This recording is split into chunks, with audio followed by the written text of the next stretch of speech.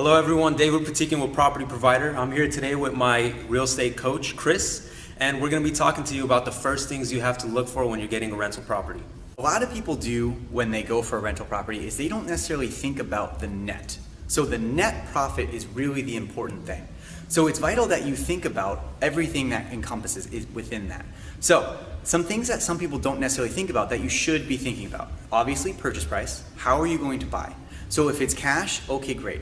If it's a mortgage, is your rent going to cover your mortgage? It seems simple, but you really got to make sure that and all your other expenses are covered in the rent that you're charging. So a couple tips. If you're going to get a mortgage, try and put down at least 20%.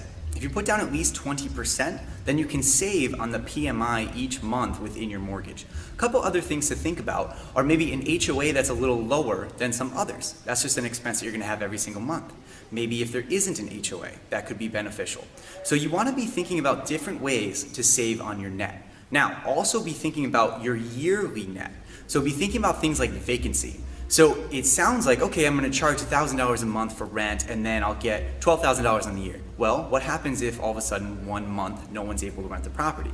So things like that can bring down what your initial goal was. So it's great if you can really take a holistic approach and think about everything that goes into a rental property. That's great information. Thank you, Chris, for coming out and giving us that advice. Thanks, David. As you can see, there's just so many factors that we can't even fit into this one video that has you deciding on which property to get and how you're going to be getting it. But if you'd like some guidance, reach out to me.